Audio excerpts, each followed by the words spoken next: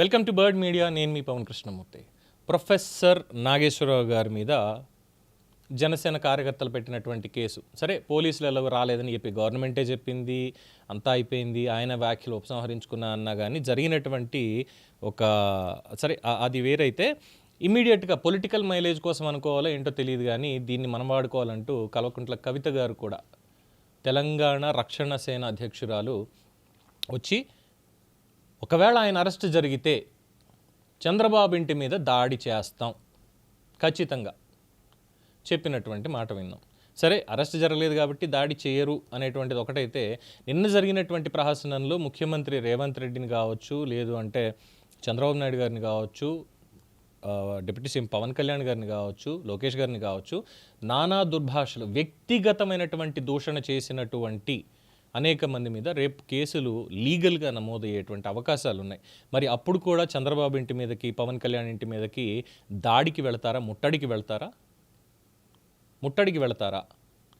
ఓ పక్కనేమో ఇక్కడ ఎన్టీ రామారావు విగ్రహావిష్కరణ జరిగి ఆయన అభిమానులు కానీ వీళ్ళందరిది అది డిఫరెంట్ నెరేటివ్, బట్ చిన్న లాజిక్ మాత్రమే ఇక్కడ. అది కవిత గారికి ఎవరు ఓట్లు కావాలి? ఇక్కడ ఓట్లు వేసే వాళ్ళు అందరు ఓట్లు కావాలి కదా, వాళ్ళ మద్దతు కావాలి కదా. లేదు మాకు ఎవరిది వద్దు, మేము చంద్రబాబుని ముట్టడిస్తాం ఇది అంటే, లాస్ట్ 2024 ఎన్నికలకి ముందు 2023లో తెలంగాణ ఎన్నికలు జరిగాయి. అప్పటికి చంద్రబాబు నాయుడు గారు అరెస్ట్ అయ్యి రాజమండ్రి జైల్లో ఉన్నారు. ఒకానొక దుర్మార్గమైనటువంటి కేసులో, తప్పుడు కేసులో జైల్లో పెట్టబడ్డారు. పెట్టినప్పుడు ఆవిడ బీఆర్ఎస్లోనే ఉన్నారు. వారి అన్నగారైనటువంటి కేటీఆర్ సమయం సందర్భం లేకుండా, సరే తర్వాత వేరే ఎక్స్ప్లెనేషన్లు ఎన్ని ఇచ్చినా ఏం చేసినా కానీ సమయం సందర్భం లేకుండా దానికి అన్నట్టుగా ఏదో మంచి కామెడీ షో ఎంజాయ్ చేశాను అని చెప్పి ఒక ట్వీట్ ఏదో వేసిన తర్వాత అది ఒక ఎగ్జాంపుల్. రెండోది, చంద్రబాబు నాయుడు అరెస్ట్ అయ్యారని తెలిసిన తర్వాత సంఘీభావంగా హైదరాబాద్లో ఉన్నటువంటి ఐటీ ఎంప్లాయీస్ ఒక నిరసన కార్యక్రమాన్ని, బ్లాక్ టీషర్ట్స్ వేసుకొని మెట్రోల్లో ప్రయాణించడం కావచ్చు, ఇంకోటి కావచ్చు, నిరసన దీక్ష వాళ్ళు చేస్తాను అంటే మెట్రోల్లోంచి లాగి గుంజి బయటకు గెంటేశారు. అలాగే హైటెక్ సిటీ దగ్గర, గచ్చిబౌలి దగ్గర నిరసన కార్యక్రమాలు చేస్తున్నాం సార్, మేము స్వచ్ఛందంగా వచ్చి చేస్తున్నాము, మేము ఇక్కడ ఎవరిని ఇబ్బంది పెట్టడానికో గొడవలు చేయడానికో రాలేదు, ఇలా జరిగింది కాబట్టి ప్రజాస్వామ్యయుతంగా చేసేదాని మీద ఇదే అంటే లాఠీలతో కొట్టించారు. చూసారా, బీఆర్ఎస్ అందుకు కూడా ఓడిపోయింది. అది గుర్తు ఉంటుంది.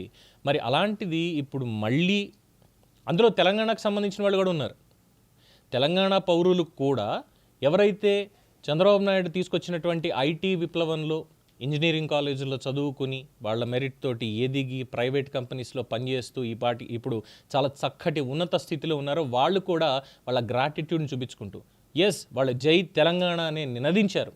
కానీ మాకు ఈ అవకాశాలు కల్పించినటువంటి చంద్రబాబు నాయుడిని ఇంత దుర్మార్గంగా వీళ్ళు చేయడం అనేది మాత్రం చాలా తప్పు అంటూ సహనంతో శాంతియుతంగా రోడ్డు మీదకి వస్తే వాళ్ళ మీద కూడా లాఠీలు జులిపించారు.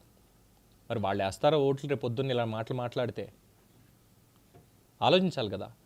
ఇంకా 2.5 ఏళ్ళు ఉంది. అప్పుడు మరి ముట్టడిస్తాను అన్నటువంటి వ్యక్తి అక్కడికి వెళ్ళి ఓట్లు అడుగుతారా? లేదు, చంద్రబాబు నాయుడు ఇల్లు ఉంది కాబట్టి అక్కడ ఆ ఏరియా మనకు అవసరం లేదు, మనం ఎవరిని అడగక్కర్లేదు, జూబ్లీ హిల్స్లో అని వదిలేసుకుంటారా? సీట్ ఏమన్నా కూకట్పల్లి సీట్ వదిలేసుకుంటారా? లేదంటే శేర్లింగపల్లి సీట్ వదిలేసుకుంటారా? కొంపల్లి, మేడ్చల్ సీట్లు వదిలేసుకుంటారా? ఇలా చెప్పుకుంటూ వెళ్తే చాలా ఉన్నాయి. మరి ఆ సీట్లన్నీ వదిలేసుకుంటాము, మాకు ఇక్కడ అవసరం లేదు, మరి అంటే జిహెచ్ఎంసీ మాకు అవసరం లేదు, మేము బయటికి వెళ్ళి రూరల్లో పోరాడుకుంటామంటారా? మరి అలాంటప్పుడు అందరి కోసం అని పార్టీ ఎందుకు? ఏదైనా ఒక రాజకీయ పార్టీ వచ్చింది అంటే ఖచ్చితంగా ప్రజలందరి మద్దతు పొందాలని ఒక పాయింట్ ఉంటుంది. అలా లేకుండా మేము ఒకళ్ళని ప్రత్యేకంగా దాడి చేస్తాం, లేదంటే ప్రత్యేకంగా వాళ్ళని వ్యతిరేకిస్తాం, వాళ్ళ మాత్రమే వ్యతిరేకించి మిగతా వాళ్ళ మాత్రమే కావాలంటే వాళ్ళని అభిమానించే వాళ్ళు కూడా ఓట్లు చూస్తారు కదా. వాళ్ళు ఓట్లు వేస్తే ఎంత, పోతే ఎంత, నాకెందుకు అనుకుంటే ఇంకా అప్పుడు పార్టీ అనేది కూడా నడవదు. ఇది చాలామంది అభిప్రాయం వ్యక్తం చేస్తున్నారు. అండ్ వాళ్ళు కూడా అడుగుతున్నదే, ఇప్పుడు మరి వెళ్తారా, వెళ్ళి చంద్రబాబు నాయుడు ఇంటి మీద దాడి చేస్తారా కవిత అని అడుగుతున్నారు. మరి ఏం సమాధానం చెప్తారో వారి పార్టీ వారు వేచి చూడాల్సిందే. దీని మీద మీ అభిప్రాయం తెలియచేయండి. చూస్తూనే ఉండండి ది బర్డ్ మీడియా.